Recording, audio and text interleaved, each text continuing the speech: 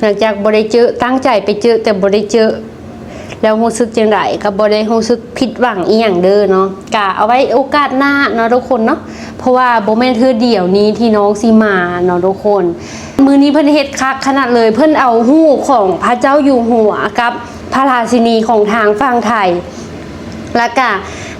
ท่านทองรุ่นแล้วก็ภรรยาเพิ่นเนาะทุกคนมาติดมาวางไว้แถวถุงใหญ่ๆให้น่ะป้าน้องลี่เองเสียดายขนาดอยากถ่ายคลิปมาให้เบิ่งขนาดเลยทุกคนทุกคนคลิปวิดีโอนี้ก็เป็นอีกคลิปหนึ่งเนาะที่โตจากคลิปตั้งใจไปเบิ่งหมอลำตั้งใจไปหาน้องอิงเนาะทุกคนแต่ว่าบ่เจอเนาะ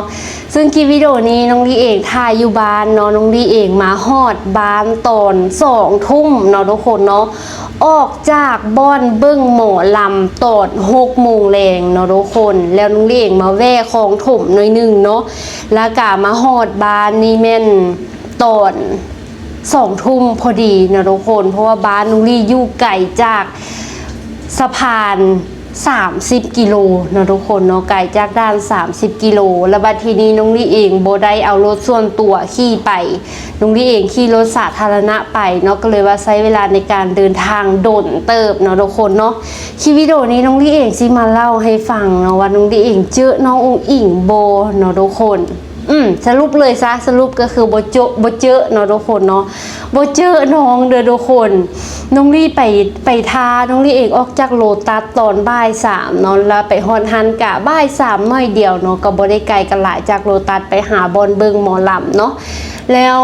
น้องลี่เองทาตั้งแต่บ่าย 3จนฮอด6 โมงแรงเนาะทุกคนเนาะบ่เจอน้องเนาะแล้วน้องลี่เองก็เลยตัดสินใจมาลาวเนาะตัดสินใจมาเลยเพราะว่ามันค่ำแล้วเนาะน้องลี่เองไปคนเดียวแล้วก็วันจันทร์น้องลี่เองมีเฮียนเนาะก็เลยว่าบ่ได้เจอน้องซ้ำเด้อทุกคนน้องลี่เองก็บ่ฮู้เนาะว่าปกติน้องน่ะสิมาย่างอยู่หันมาย่างอยู่หน้าเวทีจักโมงเนาะกะน้องลี่เองก่อนไปก็เห็นกระเซกเนาะคอมเมนต์หลายๆคนบอกว่าน้องสิมาหันช่วงประมาณ4-6 โมงเนาะที่น้องสิมาแบบซื้อของกินมาเดินถ่ายรูปกับ FC สินะเนาะปรากฏว่าบ่เจอทุกคนหรือมื้อนี้น้องอาจสิติดธุระหรือมื้อนี้หรือปกติน้องกะบางมื้อกะมาบางมื้อกะบ่มาจังซี่ว่าทุกคนอันนี้ผู้ใดเป็นแฟนคลับน้องตามไปให้กำลังใจน้องทุกๆงานกะคอมเมนต์บอกได้เด้อทุกคนเด้อเพื่อเป็นประสบการณ์ในการไปเทื่อหน้าเนาะทุกคนเนาะถ้าถามว่าเทื่อนี้ตั้งใจไปเนาะตั้งใจไปอีหลีทุกคนเทื่อนี้นะน้องลี่เองตั้งใจไปอยากไปถ่ายรูปกับน้องอีหลีเนาะเพราะว่าจังใดน้องลี่เองก็ฮู้ว่าน้องลี่เองสิบ่ได้เบิ่งน้องขึ้นโซเพราะว่าเฮาต้องได้กลับมาลาวสินะเนาะ FC หลายคนบอกว่าคาดเฮียนเลยว่าซั่นเนาะคาดเฮียนมื้อเดียวเนาะเพื่อที่สิได้เบิ่งโอ้อันนี้น้องลี่เองเฮ็ดบ่ได้ทุกคนเพราะว่าบ่อนที่น้องลี่เองเฮียนนะเขาเจ้าเข่งคัดอีหลีเนาะแล้วก็อีกอย่างน้องลี่เองก็บ่อยากคาดการเฮียนแด้สินะเนาะถ้าหากบ่เห็นน้องเทื่อนี้น้องลี่เองก็ทำใจไว้แล้วเนาะถ้าหากบ่เห็นน้องเทื่อนี้น้องลี่เองก็สิเอาไว้เบิ่งเทื่อหน้าอาจสิเป็นช่วงสงกรานต์บ่ถ้าหากน้องมีงานมาหนองคายอย่างสินะเนาะช่วงสงกรานต์น้องลี่เองพักเฮียนเด้เนาะกะบ่ถ้าถามความรู้สึกเนาะถ้าถามว่าเสียใจบ่ที่บ่ได้เจอกะบ่ได้เสียใจเนาะทุกคนแต่ถ้าหากเจอกะสิดีต่อความรู้สึกสินะเนาะเพราะว่าน้องเล่งกะทำใจไว้แล้วเนาะเพราะว่าก่อนสิเจอคนดังเจอแบบระดับนั้นน่ะโบแม่นของง่ายเนาะทุกคนน้องเล่งกะทำใจไว้แล้วเนาะถ้าหากเจอกะดีเนาะถ้าหากบ่เจอกะบ่เป็นหยังเนาะก็คือคลิปที่ทุกคนได้เห็นทะเลเนาะน้องเลี้ยงก็ได้ถ่ายภาพบรรยากาศเนาะก็ได้เห็นอีกมุมมองหนึ่งที่แบบว่าพาดคนลาวเฮาเนาะก็มักหมอลำขนาดนี้ทุกคนแต่ละคนนะยอมสละเวลาไปเนาะทุกคนไปจากเวียงจันทร์ตั้งแต่บางคนนะไปตั้งแต่ตอน11 โมงเนาะไปฮอนฮันตอน11 โมงทุกคนคิดเบิ่งเนาะไปท่าตั้งแต่11 โมงหรือตอนบ่ายได้เบิ่งอีกเทื่อนึงตอน3 ทุ่มสินะทุกคนก็ถือว่าแบบต้องมากแข่งแหงเนาะสำหรับวัยรุ่นซ้ำน้องลี่เองบ่ค่อยเห็นหลายปานใดเนาะแล้วคนช่วงอายุที่เห็นหลายแม่นรุ่นพ่อแม่รุ่นแม่ของน้องลี่เลยทุกคน น้องลี่เองกะยังว่าเนาะเทื่อหน้าถ้ามีโอกาสน้องลี่สิพาแม่ไปเบิ่งเนาะทุกคนเนาะกะสิประมาณนี้แหละเนาะสำหรับความรู้สึกหลังจากที่บ่ได้เจอน้องเนาะกับบ่ได้เป็นอีหยังเนาะทุกคนเนาะแล้วกะบ่ค่อยเห็นดีแบบว่าบ่เห็นทุกคนอันนี้น้องเล็กสังเกตเนาะบ่เห็นแบบแฟนคลับน้องที่แบบใส่เสื้อทีมงานอุ๋งอิงจังซี่นะแฟนคลับอุ๋งอิงจังซี่นะบ่เห็นทุกคนหรือเป็นเพราะยังบ่ฮอดโมงบ่เนาะอันนี้บ่แน่ใจขอถามจากความบ่ฮู้แท้ๆเนาะทุกคนเนาะแกสิประมาณนั้นเนาะเดี๋ยวสิมาสรุปงบให้ฟังน้องเลี้ยงหมดเงินไป 1,000 บาททุกคนสำหรับค่าใช้จ่ายส่วนตัวเรื่องกินแม่นหมดอยู่150 บาทนี่แหละน้องเลี้ยงเองซื้อกินแต่ซูชิหั่น70 บาทแล้วก็ซื้อกาแฟกินเนาะระหว่างที่รอท่ายูโรตัสเนาะกับหมดสักประมาณ150 บาทนี่เลยถ้าจื้อบ่ผิดสำหรับซื้อส่วนตัวหน้าเนาะแล้วก็ซื้อหนังสือ2 เล่มคือจังที่โซให้เบิ่งก่อนหน้านั้นเนาะทุกคนแล้วก็ซื้ออุปกรณ์การเรียนเนาะทุกคนนี่เสียไปสักประมาณ100นี่แหละถ้าจื้อบ่ผิดอันนี้เนี่ยทุกคนถ้าถามว่าอยู่ลาวมีขายบ่มีคือกันแต่ว่ามันบ่ได้น่าฮักแบบนี้อันน่าฮักเนี่ยนี้น่ะหายากอยู่ลาวนะทุกคนน้องลี่เองเป็นคนที่มักอันมาต้องมาแต่งเนี่ยนี้นะทุกคนเนาะก็เลยว่าซื้อไปไทยน้องลี่เองซื้อตลอดเนาะทุกคนเนาะอันนี้เป็นอุปกรณ์การเรียนเนาะมันดีต่อใจนะเนาะเวลาอุปกรณ์การเรียนหน้าฮักกะสิเฮ็ดให้เฮาตั้งใจเรียนขึ้นเนาะอันนี้เป็นส่วนตัวทุกคนเนาะบอกเลยอยู่ไทยนะโอ้เขาเจ้าเก่งในเรื่องแบบเอนเตอร์เทนลูกค้าเก่งเรื่องการดึงดูดลูกค้าสุดๆเลยอันนี้น้องเลี้ยงยกโปให้เลยทุกคนเนาะแล้วน้องเลี้ยงกะมาแวะคลองถมเนาะหลังจากที่ออกจากเบิ้งหมอลำกะมาแวะคลองถมซื้อสตรอเบอรี่เห็นสตรอเบอรี่แล้วคิดฮอดหลานเนาะก็เลยว่าซื้อสตรอเบอรี่ถุงหนึ่งเนาะอันนี้เป็น80 บาทเด้อทุกคนโบเน่ใจว่าจากโลสักประมาณโลนึงนี่แหละเนาะ80 บาทสตรอเบอรี่อันนี้นะน้องเลี้ยงมากขนาดเลยเนาะ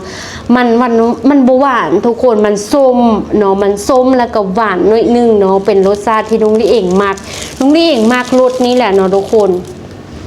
มักน้อยๆแบบนี้แหละเนาะอันหน่วยใหญ่นะรู้สึกว่ามันใหญ่เกินไปแล้วมันกลายพันธุ์มันบ่เป็นรสชาติสตรอเบอรี่นะตัวนี้น้องเลี้ยงมักเนาะซื้อมาตอนหลานจักหลานหรือน้องลี่เองสิกินหลายก่อนกันเนาะบ่แน่ใจแล้วก็ซื้อมะพร้าวทุกคนซื้อมะพร้าวน้ำหอมซึ่งน้องลี่เองงงแหงว่าเป็นอย่างคือถือขนาดนี้ทุกคนมะพร้าวน้ำหอมอันนี้น่ะ10 ลูก100 บาททุกคนตกอยู่ละตกลูกละบ่ฮอด10,000 กีบโดยซ้ำเนาะเพราะว่า100 บาทก็สิถึกอยู่65,000 กีบทุกคนซึ่งอยู่ลาวนะเพิ่นขายกันลูกละ15,000 กีบทุกคนพอแบบถึกเห็นลุงเลี้ยงก็เลยซื้อมาเนาะแม่มันไม่มากินมะพร้าวเดี๋ยวลุงลี่เองเพิ่นบอกว่าเป็นมะพร้าวน้ำหอมเนาะเดี๋ยวลุงลี่เองสิลองผ้าแล้วก็ซิมเบิ่งทุกคนเพิ่นผู้ขายเพิ่นก็บอกได้ว่ามะพร้าวน้ำหอมมาจากจังหวัดใดจังหวัดหนึ่งของไทยนี่แหละเนาะทุกคนผู้ใดฮู้คอมเมนต์บอกน้องลี่เดี๋ยวว่ามันถึกแท้คือน้องลี่เห็นตามข่าวเนาะเพิ่นบอกว่ามะพร้าวปีนี้อยู่ไทยนะถึกเฮงเดี๋ยวสิซิมให้เบิ่งเนาะกินมันกะเป็นมะพร้าวน้ำหอมแท้ทุกคน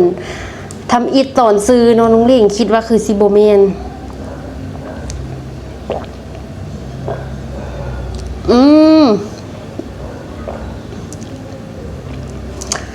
มันเป็นมะพร้าวน้ำหอมเผามาแล้วว่ะทุกคนคือซิเมนเลยเนาะถ้าโบเผาเพิ่นคือซิปอกออกอย่างนี้บ่ได้แม่นบ่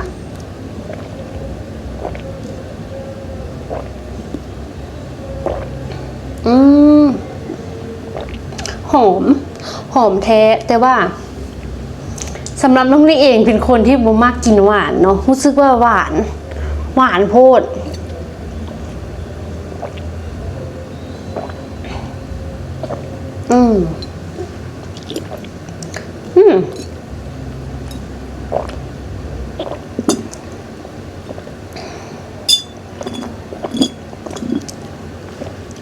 มืดละ หอมทุกคนฮู้บอกกลิ่นอันนี้น่ะกลิ่นน้ำมะพร้าวอันนี้น่ะแล้วเห็ดให้น้องลี่เองคิดเห็นน้ำอันนึงในมันก็อ่อนแท้อ่อนคือจังเพิ่นโฆษณาแท้กลิ่นน้ำมะพร้าวอันนี้น่ะแล้วเห็ดให้น้องลี่เองคิดฮอดน้ำอันนี้ทุกคนน้ำอันนี้นะเป็นน้ำที่แซ่บที่สุดทุกคนเป็นน้ำที่แซ่บที่สุดเท่าที่น้องลี่เองได้กินมาเนาะเป็นน้ำด่างของแบรนด์อิซิตันเนาะทุกคนเนาะน้ำอันนี้นะผู้ใดเป็นกรดไหลย้อนกินเด้อทุกคนดีเนาะน้องลี่เองซื้อไปให้แม่กินเนาะทุกคนฝากไปให้แม่กินอยู่บ้านเนาะเพราะว่าแม่ของน้องลี่เป็นกรดไหลย้อนเพิ่นก็ดีย้อนอันนี้ทุกคนเนาะสวยได้อีหลีเนาะผลิตจากญี่ปุ่นเด้อทุกคนแต่ว่าเป็นแบรนด์ของคนไทยเนาะน้องลี่ฮู้จักน้ำนี้ย้อนอายตำรวจอยู่ต่อมอไทยหนองคายนี่แหละทุกคนหน้าตอนนั้นเนาะที่น้องลี่เองไปกับวันไหม้เนาะแล้ววันไหม้หันให้กินน้ำแล้วคนท่านหลายแหงเนาะคนหลายแหงแล้วไอ้ตำรวจนะถามเนาะว่าให้น้องให้เฮ็ดหยังว่าสันเนาะแล้วเมย์วันไม่ก็เลยว่าน้องหิวน้ำเนาะแล้วเพิ่นเอาน้ำอันนี้น่ะให้ทุกคนแล้วกันเลยว่าเอาให้วันไม่กินแล้ววันไม่ก็กินแล้ววันนี้น้องลี่เองขอซิมเนาะซิมน้อยหนึ่งแล้วปรากฏว่าน้ำนี่น่ะหอมขนาดเลยทุกคนลองไปซื้อกินเบิ่งเด้อเนาะแล้วหลังจากนั้นว่ะแล้วน้องลี่เองติดเลยทุกคนแต่ว่าราคาแพงเนาะแอบแพงอยู่ได้เนาะทุกคนตุกนี่นะยุไทยเพิ่นขาย30 บาทเนาะยุลาวขาย18,000 กีบทุกคนถือว่าแพงอยู่เนาะน้องลี่เองโดนจึงซื้อกินเทื่อนึงเนาะรสชาติก็คือน้ำเลยเดี๋ยวทุกคนรสชาตินะคือน้ำมาแหละกับน้ำดื่มปกติแหละเนาะแต่ว่ากลิ่นหอมทุกคนกลิ่นนะสิหอมคือมะพร้าวน้ำหอมเลยหอมคือใบเตยเลยเนาะถ้าผู้ใดมักใบเตยมักกินอย่างนั้นน่ะก็คือแบบแซ่บเนาะทุกคนแซ่บเลยป้าอายตำรวจถ้าอายตำรวจบ่เอาให้นะน้องเล่งกับโบได้ฮู้จักว่าแซ่บเนาะแล้วก็ดีต่อคนที่เป็นกรดไหลย้อนเนาะน้องเล่งแม่ว่าน้องเล่งไปเบิ่งรีวิวอยู่ TikTok เนาะแล้วอันเห็นอินฟูคนไทยเพิ่นรีวิวว่าผู้ใดเป็นกรดไหลย้อนน่ะซื้อมากินน้องเองเห็นแม่เป็นเนาะก็เลยว่าซื้อฝากไปให้แม่กินปรากฏว่าดีแท้ทุกคนดีแท้เนาะชิมสตรอเบอรี่ให้เบิ่งเด้อเพราะว่าซื้อมาละลากล้างแล้วละเด้อเนาะ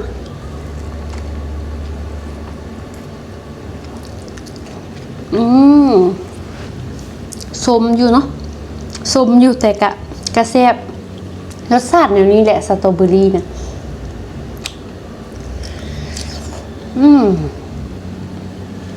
แล้วก็เมื่อกี้ไปต้มมาม่ามาทุกคน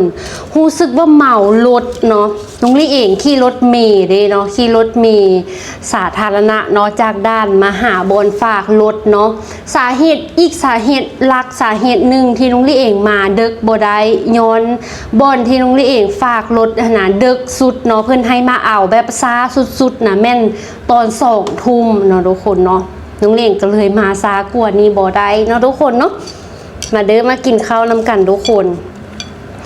เมื่อกี้นี้ลืมมาบอกน้ำอันนี้ไปเนาะน้องลี่เองบอกว่าเป็นน้ำที่แซ่บที่สุดในชีวิตเฉพาะตอนนี้เด้อทุกคนอนาคตถ้าหากมีแบรนด์อื่นเฮ็ดออกมาแล้วแซ่บก็อาจสิเป็นแบรนด์อื่นเนาะที่มาครองใจไปตอนนี้แม่งตัวนี้ทุกคนป้าสุดยอดอีหลีเนาะสุดยอดอีหลีขอบใจไอ้ตำรวจเนาะที่เฮ็ดให้น้องลี่เองได้ฮู้จักว่าป้าน้ำดื่มแค่แบบน้ำดื่มนะมันจีแซ่บขนาดนี้สินะทุกคนน้องแฟดบอมยู่กับมากคือกันตอนเฮาไปเสียงขาดนะเฮาพากันซื้อน้ำอันนี้แหละกินนะทุกคนข้าเจ้าหันจักฮูมาจากใส่เนาะสำหรับน้องลี่เองเป็นฮูมาจากไอ้ตำรวจเนาะทุกคนกับแม่มันไม่นะแม่มันไม่กระติดขนาดเลยผู้ใดยังไม่ได้ลองไปลองเบิ่งเด้อทุกคน อันใดดีอันใดแซ่บนะก็อยากให้ FC ได้ลองชิมนำกันเนาะเพื่อ FC อาจฮู้กว่าน้องลีซ้ำเนาะแต่ว่าบางคนก็เห็นผ่านตาเนาะเวลาเราไปซื้อน้ำอยู่เซเว่นสินะเนาะเฮาน้ำมันหลายแบรนด์เนาะบ่ฮู้ว่าสิเอาตัวใดสินะทุกคนลองหยิบตัวนี้มาชิมเบิ่งเนาะมาเด้อกินมาม่านำกันทุกคนกินตอนนี้น่ะมาฮอดบ้าน2 ทุ่มตอนนี้3 ทุ่มกว่าแล้วเนาะทุกคนเนาะ3 ทุ่มกว่าแล้วแม่วันใหม่นะยังมาบ่ฮอดบ้านป่านนี้เนาะแม่วันใหม่ก็กลับมาเฮือนมื้อนี้แหละทุกคน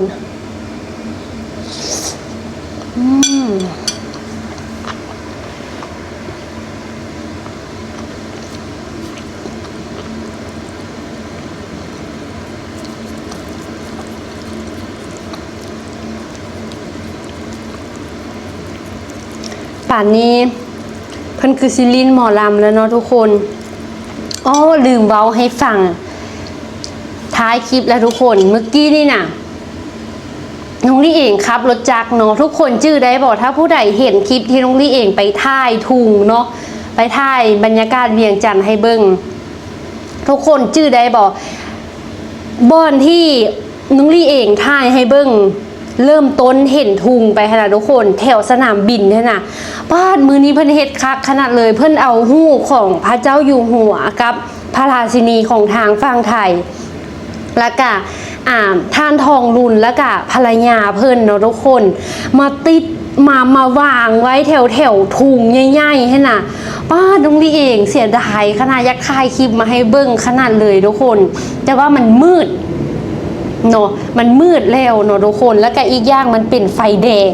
น้องลี่เองจอดรถยากเนาะทุกคนก็เลยว่าบ่ได้เก็บภาพมาให้เบิ่งเนาะทุกคนเนาะแล้วเพิ่นก็ได้เขียนข้อความไว้แถวลุ่มของหูบกองหูบเนาะบนแน่ใจว่าข้อความนั้นเขียนว่าอีหยังเนาะก็เลยว่า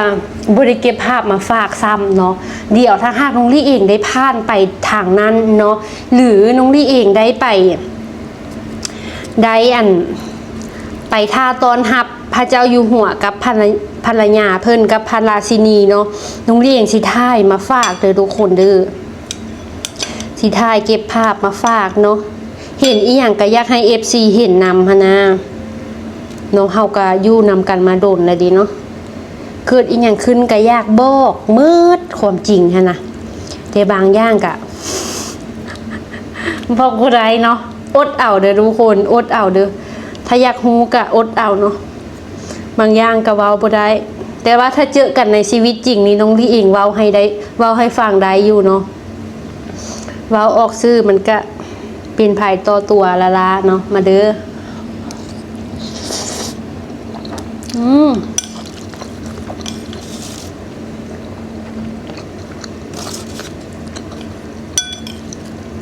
ของโปรดมันบดีเด้อมันบดีต่อสุขภาพแต่ว่าเป็นอย่างล่ะอาหารบดีต่อสุขภาพเป็นอย่างต้องแซ่บเนาะ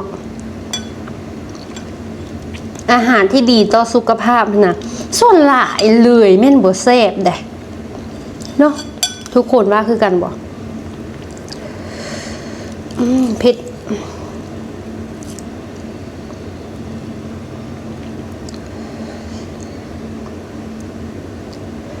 สาเหตุที่น้องลี่เองเฮ็ดคลิปวิดีโอนี้ออกมาแยกออกมาจากคลิปก่อนมันยาวแล้วทุกคนความจริงน้องลี่ก็กลับมาฮอดบ้านแล้วก็ว่าสิปิดไปซื่อๆเนาะก็ว่าสิปิดไปซื่อๆแต่พอน้องลี่เองมาเจอรูปของพระราชินีกับในหลวงเนาะน้องลี่ก็เลยว่าอยากเอาเรื่องนี้มาเว้าให้ฟังก็เลยว่าเกิดเป็นคลิปนี้ขึ้นมาเนาะทุกคนเนาะก็สิประมาณนี้แหละเด้อทุกคนสำหรับคลิปนี้บ่ได้มีอย่างหลายเนาะมาอัปเดตให้ฟังว่าน้องลี่เองบ่ได้เจอน้องเด้อเนาะบ่ได้เจอน้องอุ๋งอิ๋งเด้อแล้วก็เล่าความรู้สึกให้ฟังเนาะหลังจากบ่ได้เจอตั้งใจไปเจอแต่บ่ได้เจอแล้วรู้สึกจังไดก็บ่ได้รู้สึกผิดหวังอีหยังเด้อเนาะก็เอาไว้โอกาสหน้าเนาะทุกคนเนาะเพราะว่าบ่แม่นเทื่อเดียวนี้ที่น้องสิมาเนาะทุกคน